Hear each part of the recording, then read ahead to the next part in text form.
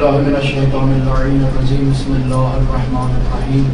الحمدللہ والصلاة علی اہلہا اما بعد۔ سب سے پہلے اس پر مسرت موقع پر آپ تمام حاضرین کی خدمت میں اپنی جانب سے، اپنی اس دفتر کے اراکین کی جانب سے، قائد ملت جعفریہ کی جانب سے حاضری کو تعریف پیش کرتا ہوں۔ مسلمانوں نے برصغیر میں جدوجہد کی اور الاسلام یعلو ولا یعلی علیہ کا مصداق بنتے ہوئے اسلام کا پرچم بلند کیا، لا الہ الا اللہ کا نعرہ بلند کیا اور دو قومی نتیجے کے تحت ایک ایسا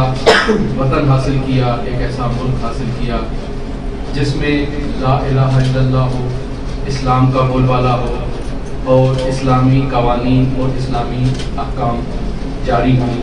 اور مسلمان آزادی کے ساتھ اپنے دین پر، اپنی روایات پر، اپنی ثقافت کے مطابق عمل پیرا ہو سکے۔ آج ہم وطن عزیز کا جشن منا رہے ہیں اور اسی مناسبت سے قائد ملت جعفریہ حضرت آیت اللہ علامہ سید ساجد علی ندوی کا پیغام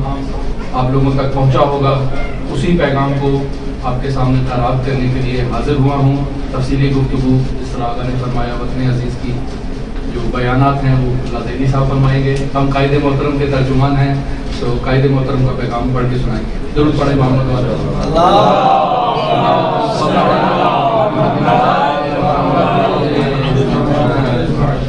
بسم اللہ الرحمن الرحیم۔ وطن عزیز اس وقت تاریخ کے انتہائی نازک ترین دور سے گزر رہا ہے۔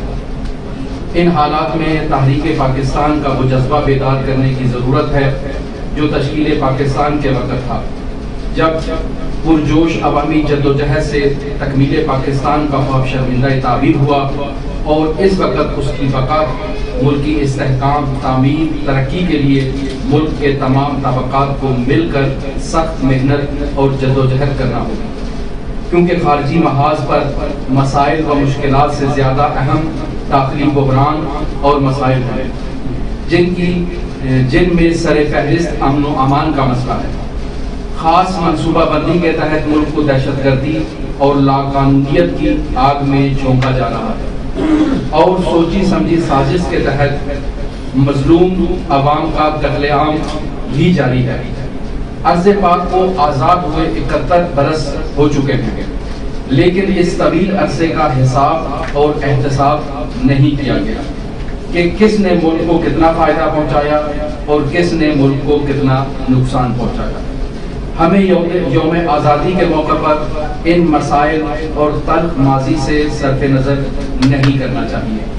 بلکہ مسائل کے حل اور مشکلات کے خاتمے اور درپیش چیلنجز سے نبرد آزما ہونے کے لیے نئے عزم کے ساتھ جدوجہد کا آغاز کرنا چاہیے،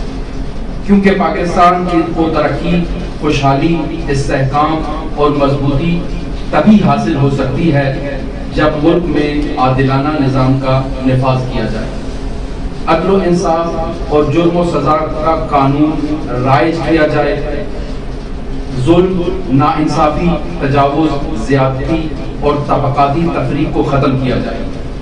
توازن کی ظالمانہ پالیسی کو ختم کر کے فرقہ وارانہ تشدد اور دہشت گردی کے خاتمے کے لیے ٹھوس، مؤثر اور پائیدار اور مستقل اقدامات کیے جائیں،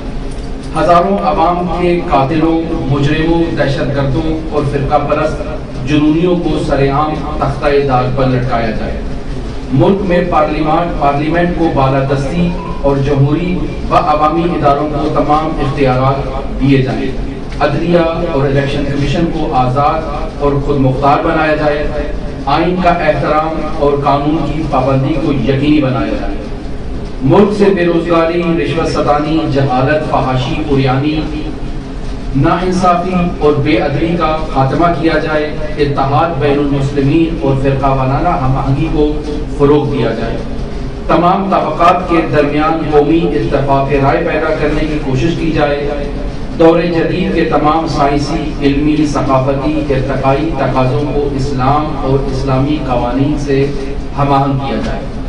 پاکستان کے اندر مختلف پلیٹ فارم اور مختلف جماعتیں ہیں. ہر جماعت کے اپنے اہداف، اپنا ایجنڈا، اپنا موقف اور فیصلے ہیں اور اپنی سرگرمیاں ہیں. ہم تمام کے فیصلوں، موقف اور سرگرمیوں کو ان کا جمہوری حق سمجھتے ہیں. ملک اور بین الاقوامی صورتحال کے تناظر میں یہ ضروری ہے کہ آئین اور قانون کے دائرے میں رہتے ہوئے سرگرمیاں انجام دی جائیں اور جاری رکھی جائیں، اور حکومت کو بھی ایسا رویہ اختیار کرنا چاہیے جو آئین اور قانون کے مطابق ہو، اور حکومت کو تحمل، بردباری، سنجیدگی اور متانت کا مظاہرہ کرنا چاہیے. ایسی بات سے گریز کرنا چاہیے جس سے کشیدگی بڑھے. اس کا واحد حل